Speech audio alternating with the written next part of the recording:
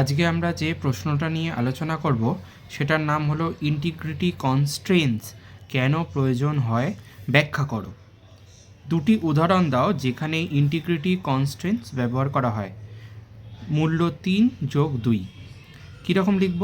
Database management সিস্টেমে ডেটার সঠিকতা এবং নির্ভরযোগ্যতা বজায় রাখার জন্য ইন্টিগ্রিটি কনস্ট্রেন্ট অত্যন্ত গুরুত্বপূর্ণ।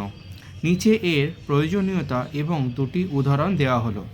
প্রথম হচ্ছে ইন্টিগ্রিটি কনস্ট্রেন্ট কেন প্রয়োজন। ইন্টিগ্রিটি কনস্ট্রেন্ট হলো এমন কিছু নিয়ম বা শর্ত যা ডেটাবেসে ডেটা ইনসার্ট, আপডেট বা ডিলিট করবার সময় মেনে চলতে হয়। এর প্রয়োজনীয়তা নিচে আলোচনা করা হলো। কী কী প্রয়োজনীয়তা থাকে? নাম্বার 1, ডেটা নির্ভুলতা অর্থাৎ ডেটা অ্যাকিউরেসি। এটা নিশ্চিত করে যে ডেটাবেসে কোনো ভুল বা অসংলগ্ন তথ্য প্রবেশ করতে পারবে না। যেমন বয়সের কলামে কেউ যদি ভুল করে নেতিবাচক সংখ্যা যেমন -5 দিতে না পারে। তথ্যের ধারাবাহিকতা অর্থাৎ ডেটা কনসিস্টেন্সি। অনেক সময় একাধিক টেবিলে একই তথ্য থাকে।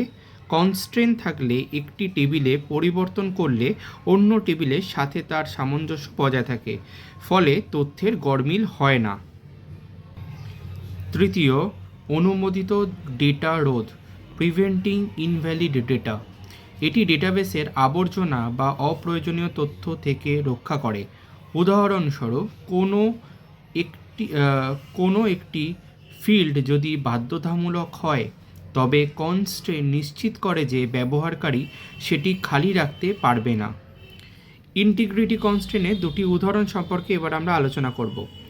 নিচে দুটি বহুল ব্যবহৃত ইন্টিগ্রিটি কনস্ট্রেন্টের উদাহরণ দেওয়া হলো। 1 নম্বর, প্রাইমারি কি কনস্ট্রেন্ট। প্রাইমারি কি কনস্ট্রেন্ট কাকে বলা হয়? এটি নিশ্চিত করে যে একটি টেবিলের প্রতিটি রেকর্ড বা সারি অন্য হবে এবং সেটি কখনো খালি অর্থাৎ নাল থাকতে পারে না। উদাহরণ হিসেবে আমরা দেখতে পারি একটি স্কুলের স্টুডেন্ট টেবিলের রোল নাম্বার কলামটি হলো প্রাইমারি কি। এটি নিশ্চিত করে যে কোনো দুইজন ছাত্রের রোল নাম্বার একই হবে না এবং প্রতিটি ছাত্রের অবশ্যই একটি রোল নাম্বার থাকবে। নাম্বার 2 হচ্ছে ফরেন কি কনস্ট্রেন্ট। এটাকে কাকে বলা হয়? এটি দুটি টেবিলের মধ্যে সম্পর্ক স্থাপন করে এবং ডেটা রেফারেন্সিয়াল ইন্টিগ্রিটি বজায় রাখে। অর্থাৎ এটি টেবিলের কোনো মান যদি অন্য টেবিলের রেফারেন্স হিসাবে থাকে, তবে মূল টেবিল থেকেই সেই মান ডিলিট করা যাবে না। এবার এর উদাহরণ হিসাবে বলা যেতে পারে যেমন একটি অর্ডার টেবিল এবং একটি কাস্টমার টেবিল। অর্ডার টেবিলে থাকা কাস্টমার আইডি অবশ্যই কাস্টমার টেবিলের একটি বিদ্যমান আইডি হতে হবে।